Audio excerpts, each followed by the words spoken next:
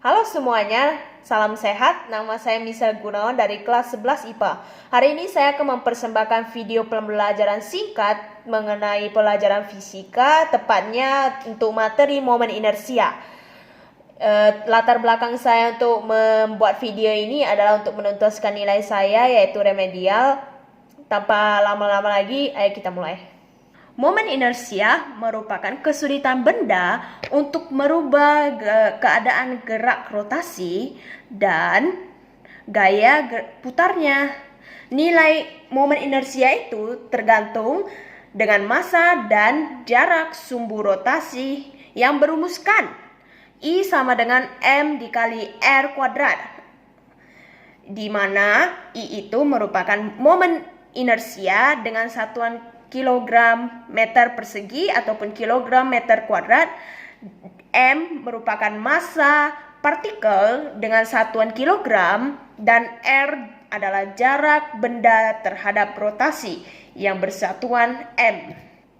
Semakin jauh jarak poros benda, maka semakin besar momen inersianya.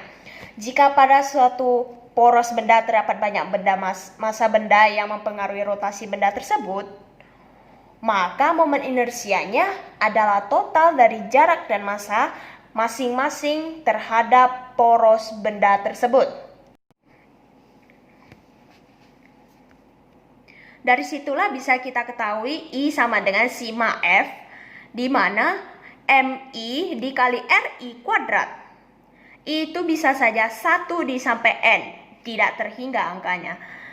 Nah, jadi kalau misalnya sampai seterusnya banyak-banyak sekali 3, berarti kita bisa tulis M1 dikali R1 kuadrat ditambah M2 kali R2 kuadrat ditambah M3 kali R3 kuadrat, seperti itu sampai seterusnya. Kita akan memasuki contoh soal yang pertama.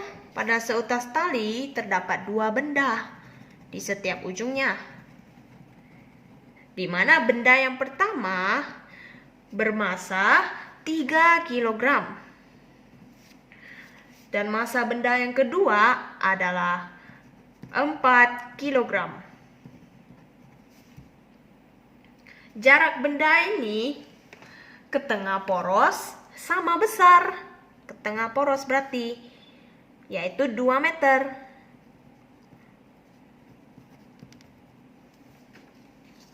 Berapakah I atau momen inersia pada poros benda ini?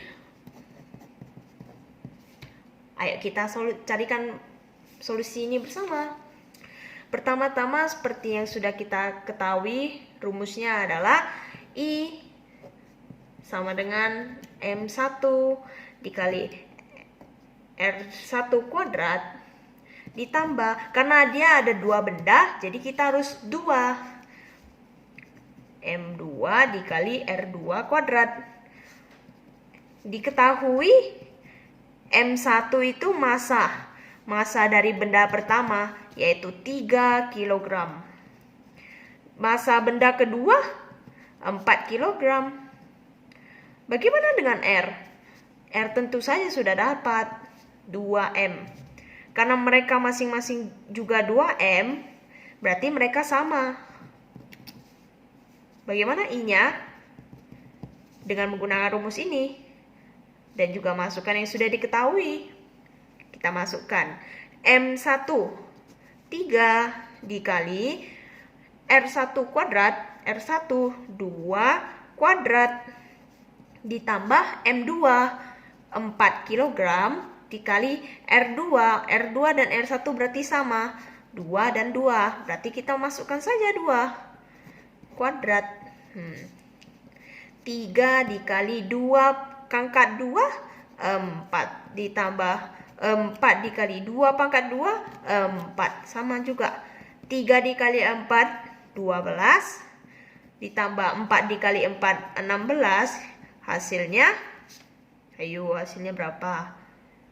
Tentu saja 28. Jangan lupa satuannya, kilogram meter persegi atau meter kuadrat. Selesai. Inilah contoh soal yang pertama.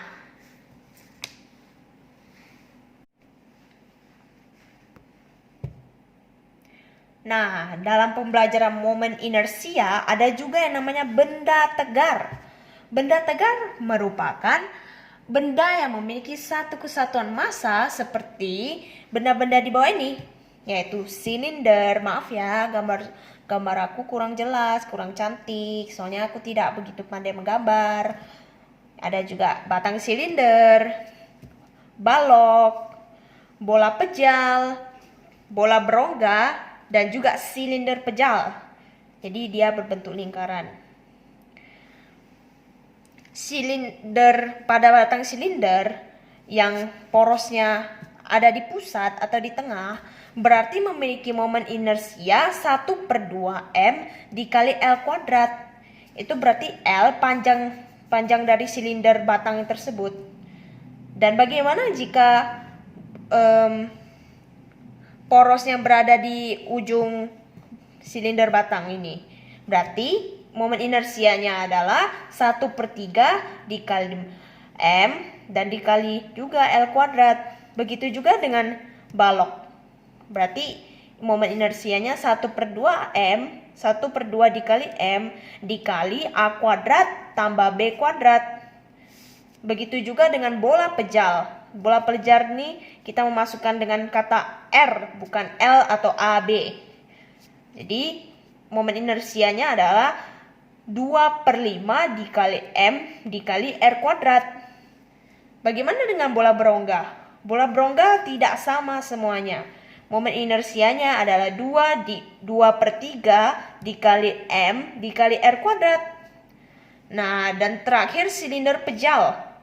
Momen inersianya adalah 1/2 dikali M dikali R kuadrat. Begitulah rumus-rumus untuk benda tegar. Setelah kita mengetahui benda tegar itu apa dan bagaimana rumus-rumusnya juga, maka kita akan memasuki contoh soal kedua.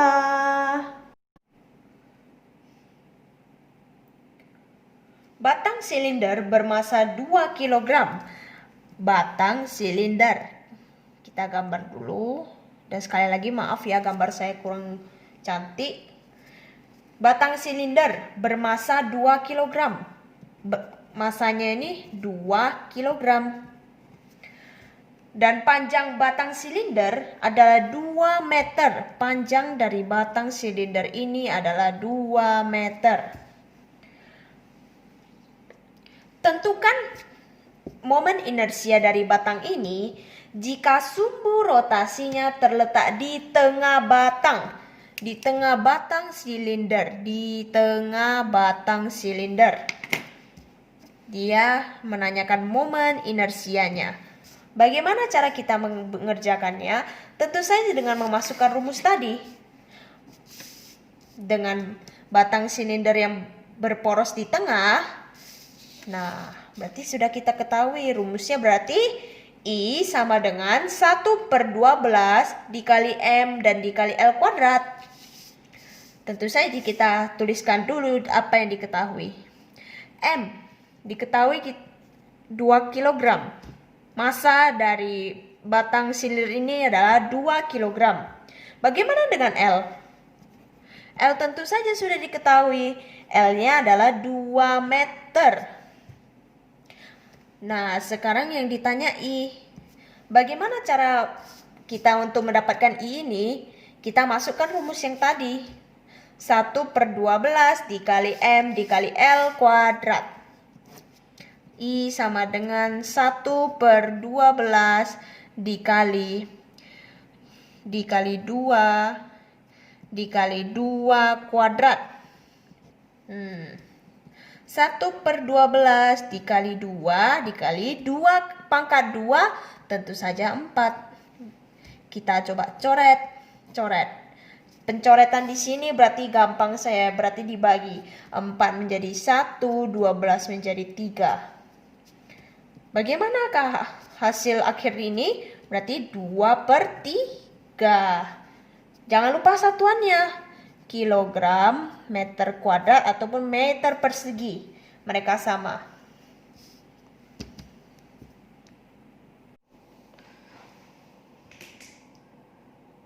Nah, setelah kita belajar momen inersia, bukankah kita bisa berpikir itu sangatlah gampang? Tentu saja gampang, tapi saya nggak tahu kenapa saya bisa remedial. Ya, tapi tidak apa-apa lah, saya jadikan pelajaran juga. Jika ada salah kata ataupun salah tulisan bagaimana yang tidak berkenan di hati, mohon maaf, saya masih amatir. Jadi sampai jumpa di remedial selanjutnya. Terima kasih.